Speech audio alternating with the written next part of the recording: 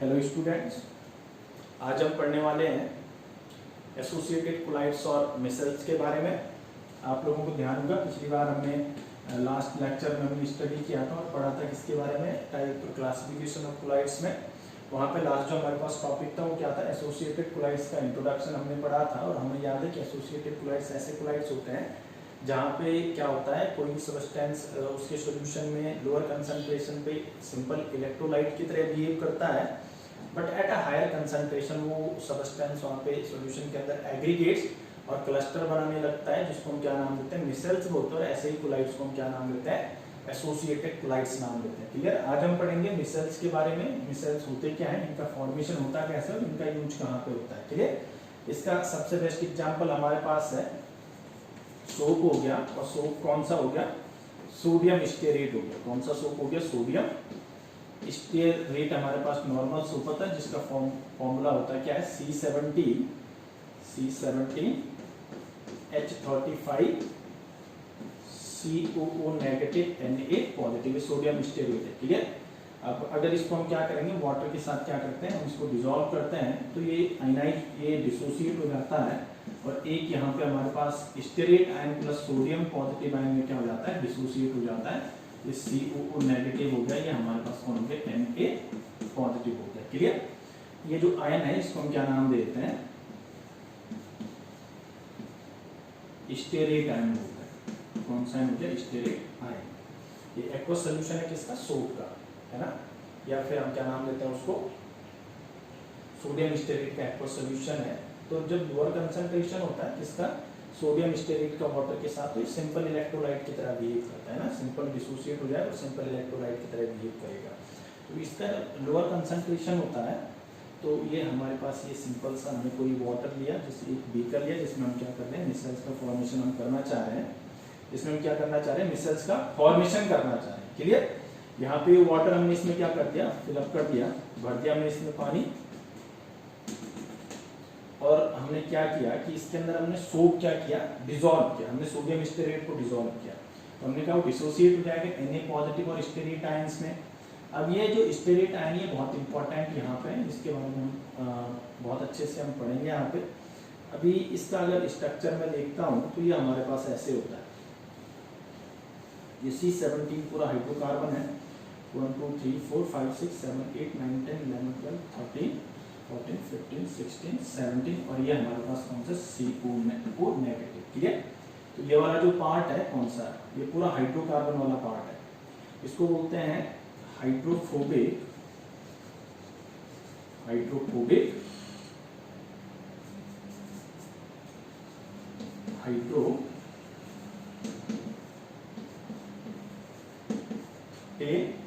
Clear? और ये जो पार्ट है हमारे पास जहाँ पे नेगेटिव चार्ज है आयन के लास्ट में, वो होता है hydrophilic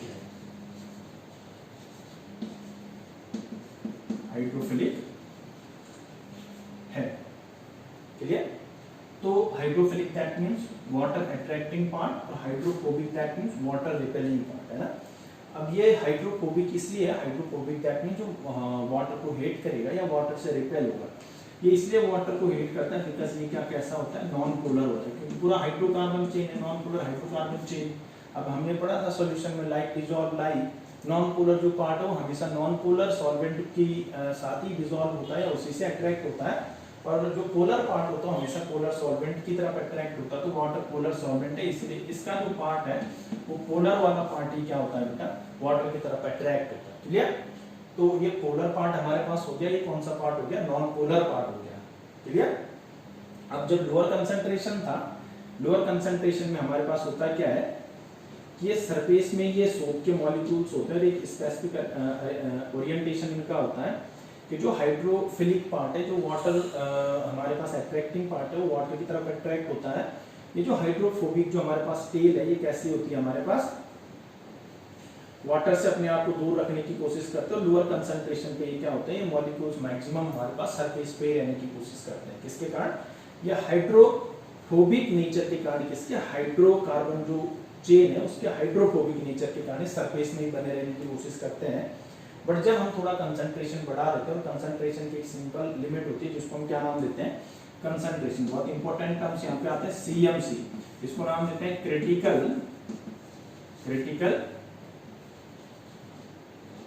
मिसलाइजेशन concentration, critical micellization concentration, that means minimum concentration जिसके ऊपर ही सोप का सॉल्यूशन मिसल्स का फॉर्मेशन करता है।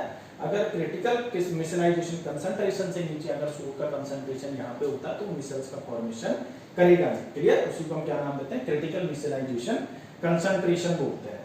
तो दूसरा हमारे पास एक टर्म्स आता है क्राफ्ट टेम्परेचर। दूसरा कौन सा टेम्परेचर आता है, क्राफ्ट टेम्परेचर, इसको क्या नाम देते हैं, क्राफ्ट टेम्परेचर।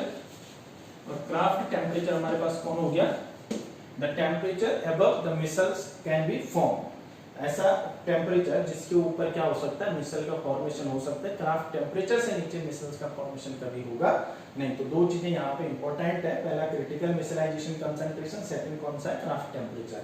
तो अगर मेरे को मिसल्स का फॉर्मेशन करना है तो टेम्परेचर हमेशा क्राफ्ट टेम्परेचर से ऊपर होना चाहिए, और कंसंट्रेशन सोप का किससे ऊपर होना चाहिए, क्रिटिकल मिसलाइजेशन कंसंट्रेशन से ऊपर होना चाहिए। अब जब कंसंट्रेशन लोअर था तो सारे मॉलिक्यूल कहाँ पे थे, सरफेस के ऊपर, सरफेस पे हमारे पास बने हुए थे। क्यों, क्योंकि ये जो नॉन पोलर पार्ट है, वाटर हीटिंग है, वाटर के अंदर जाने की कोशिश करता नहीं है। बट जब हम क्रिटिकल मिसलाइजेशन कंसंट्रेशन से ऊपर वहां पे कंसंट्रेशन बढ़ा देते हैं, दैट मींस हमने वहां पे और ज्यादा सोप मिला दिया, तो ये जो सोप के पार्टिकल है, सोप के पार्टिकल दैट मींस ये स्टेरेट जो आयन का हमारे पास आयंस है, ये वाटर के अंदर क्या करने लग जाते हैं, इंटर करने लग जाते हैं। जैसे ही वाटर के अंदर इंटर करते हैं वहां पे ड्यूअल नेचर के कारण इसका, क्यों, एक पार्ट इसका हाइड्रोफोबिक है, दूसरा पार्ट हाइड्रोफिलिक है, तो ये अपने आप को एक ऐसे ओरिएंटेशन, हाँ वहां पे एक ऐसा ओरिएंटेशन में अरेंज हो जाते हैं कि जिसके कारण ये जो हाइड्रोफोबिक पार्ट है ये हमेशा वाटर से दूर रहने की कोशिश करता है, और हाइड्रोफिलिक पार्ट हमेशा वाटर की तरफ रहने की कोशिश करता है। तो जितने भी हमारे पास हाइड्रोफिलिक पार्ट है ये बाहर की तरफ रहने लग जाते हैं, और जितने भी हाइड्रोफोबिक पार्ट है कहाँ की तरफ रहने लग जाते हैं, अंदर की तरफ। तो एक ऐसा एग्रीगेशन वहां पे होने लग जाते हैं, आपस में इकट्ठे होने लग जाते हैं मॉलिक्यूल, और ये ऐसे एक सिंपल सा हमारे पास ओरिएंटेशन का फॉर्मेशन करते हैं, और इसी ओरिएंटेशन को हम क्या नाम देते हैं, मिसेल बोलते हैं। क्या नाम देते हैं इसको, मिसेल बोलते हैं। क्लियर। तो ये जो सिंगल मॉलिक्यूल होता है किसका, स्टेरेट आयन का जो सिंगल मॉलिक्यूल है, इसका जो साइज होता है ये हमारे पास लेस देन 1 नैनोमीटर होता है। किससे कम होता है, 1 नैनोमीटर। तभी तो नॉर्मल कंसंट्रेशन पे या लोअर कंसंट्रेशन पे किसकी तरह बिहेव नहीं करता, कोलाइड्स की तरह बिहेव नहीं करता, क्योंकि कोलाइड्स का जो फर्स्ट प्रॉपर्टी है, पहली शर्त है, वो यही है कि वहां पे जो पार्टिकल होते हैं डिस्पर्स्ड फेज के, उनका साइज 1 नैनोमीटर से 1000 नैनोमीटर के बीच होना बहुत जरूरी है। बट इनका क्या होता है, यहाँ पे सोप का जो स्टेरेट आयन है इसका हमारे पास क्या होता है, जो साइज है वो क्या होता है, 1 नैनोमीटर से कम होता है। क्लियर। बट जब ये एग्रीगेट आपस में, बहुत सारे मॉलिक्यूल्स आपस में एग्रीगेट, बहुत सारे आयंस आपस में एग्रीगेट बना देते हैं, या फिर क्लस्टर का फॉर्मेशन कर देते हैं, उसी क्लस्टर को हम क्या नाम देते हैं, मिसेल बोलते हैं। और इसका साइज हमेशा कैसा होता है, greater than 1 nanometre and less than 1000 nanometre. Approximate यहाँ पे जो क्लस्टर में जो हमारे पास पार्टिसिपेट करते हैं वो 100 या 100 से भी ज्यादा आयंस होते हैं, इसके स्टेरेट आयंस के। क्लियर। तो यहाँ पे यह हाइड्रोफिलिक और हाइड्रोफोबिक और नेचर होने के कारण ही हमारे पास यहाँ पे मिसल्स का फॉर्मेशन होता है। और एसोसिएटेड कोलाइड्स या अकेला ऐसा कोलाइड्स है जिसमें क्या होता है, जिसमें ऐसे आयंस का कंट्रीब्यूशन होता है जिसमें हाइड्रोफोबिक और हाइड्रोफिलिक पार्ट क्या होता है, हमारे पास दोनों पार्टिसिपेट करते हैं। क्लियर। दूसरा हमारे पास ये हो गया, हमने कहा मिसल का फॉर्मेशन भी हो गया। तो मिसल क्या होते हैं कि जहां पे क्या होता है बेटा, मिसल्स का जो फॉर्मेशन होता है, it is due to the aggregation of the ions, aggregation of the ions और formation of the cluster. Cluster और एग्रीगेशन के कारण जो वहां पे क्या होता है, एग्रीगेट का फॉर्मेशन होता है, जिसका साइज क्या होता है बेटा, कोलाइडल पार्टिकल्स के साइज के बराबर होता है, जिसमें 100 या 100 से ऊपर भी आयंस पार्टिसिपेट करते हैं, उसी को हम क्या नाम देते हैं, मिसेल बोलते हैं। क्या नाम देते हैं उसको, मिसेल बोलते हैं। क्लियर। यहाँ पे हमारे पास जो सेकंड टॉपिक है ये मिसेल क्लियर हो गया। यहाँ पे मिसेल्स का फॉर्मेशन हमने कर दिया, मैकेनिज्म ऑफ मिसेल्स भी हमने पढ़ लिया है। यहाँ पे ये जो हमारे पास पार्ट होता है ये हाइड्रोफिलिक पार्ट है, या हाइड्रोफिलिक इसको हेड बोलते हैं, पोलर पार्ट है इसीलिए वाटर के साथ ही आसानी से अट्रैक्ट हो जाता है। ये हमारे पास हाइड्रोफोबिक टेल है जो कि नॉन पोलर है, वाटर हीटिंग पार्ट है इसलिए हमेशा वाटर से दूर रहने की कोशिश करता है। इसी हाइड्रोफिलिक एंड हाइड्रोफोबिक नेचर के कारण हमारे पास क्या होता है, ये किसका फॉर्मेशन करता है, मिसेल्स का फॉर्मेशन करता है। क्लियर। सेकंड हमारे पास है क्या, cleaning action of soap. Cleaning action of soap. Clear? कि सोप हमारे पास जो हमारे क्लोथ है या डर्ट है हमारे पास, उसको क्लीन कैसे करते हैं। तो यहाँ पे आप लोगों ने देखा होगा कि अभी हमने पढ़ा था, यहाँ पे जो क्लस्टर है, यहाँ पे जो मिसल्स है, इसमें दो पार्ट होते हैं ना। एक होता है हाइड्रोफिलिक पार्ट जो वाटर अट्रैक्टिंग होता है, दूसरा होता है हाइड्रोफोबिक पार्ट जो कि वाटर रिपेलिंग होता है। अभी यहाँ पे हमारे पास ये सिंपल सा कोई क्लोथ है हमारे पास, इस क्लोथ में हमारे पास जो है डर्ट है, ये कौन सा है बेटा, मोस्टली जो गंदगी हमारे कपड़ों में होती है वो कौन सी होती है, ऑयल ड्रॉप्स होती है, ग्रीस होता है नॉर्मली यार। और उस ऑयल ड्रॉप में क्या होता है हमारे पास, सिंपल से डस्ट पार्टिकल भी लगे होता है। जैसे ही हमने ये क्लोथ जो हमारा, इसको हमने भिगोया किसके साथ, मिसल्स के साथ या फिर सोप के सॉल्यूशन के साथ। हमें पता है कि वहां पे जो हाइड्रोफिलिक पार्ट होता है, दैट मींस पोलर पार्ट होता है, तो वाटर अट्रैक्टिंग होता है।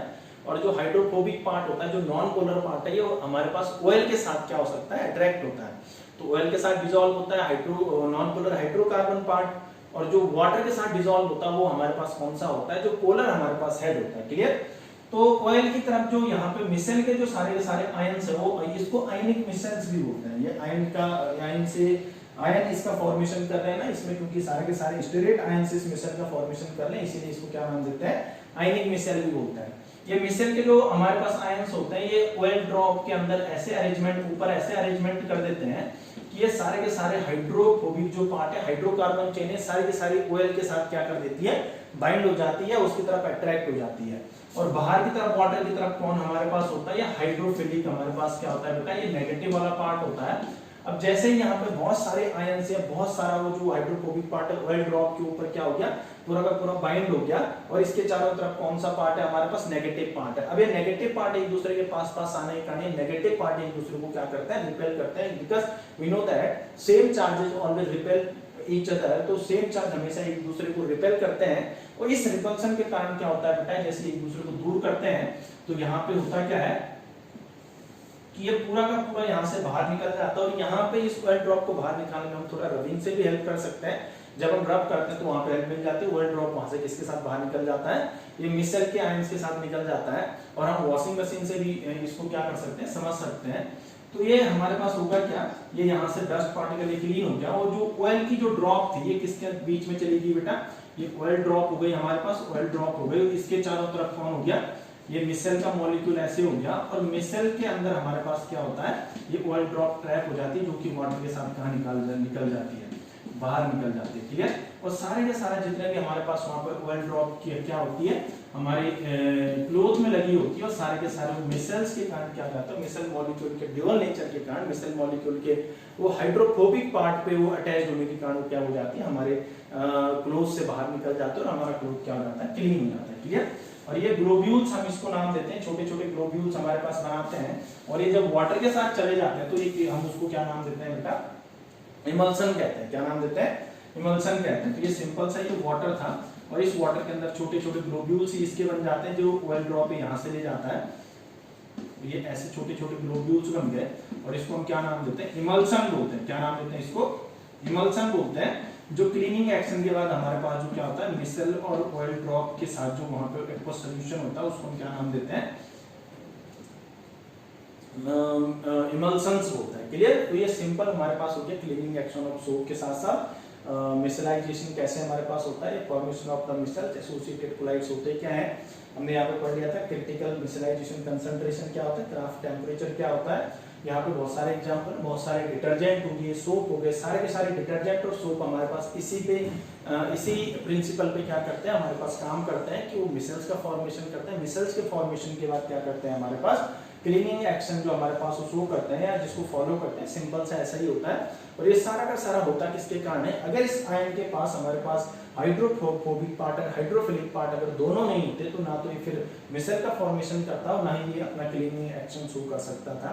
तो ये हमारे पास कंप्लीट हो गया cleaning action of soap and formation और mechanism of the formation of the micelles. इसके बाद हम नेक्स्ट जो हमारे पास टॉपिक होगा उसके बाद हम नेक्स्ट लेक्चर में पढ़ेंगे कि प्रिपरेशन ऑफ कोलाइड्स की, कोलाइड्स को बनाने की जो कॉमन प्रिपरेशन होती है और सेपरेशन ऑफ कोलाइड्स पढ़ेंगे। हमें उम्मीद है आप लोगों को अच्छे से समझ में आया होगा और अच्छे से आप लोग इसको पढ़ेंगे और इससे रिलेटेड क्वेश्चंस करेंगे। Thank you so much.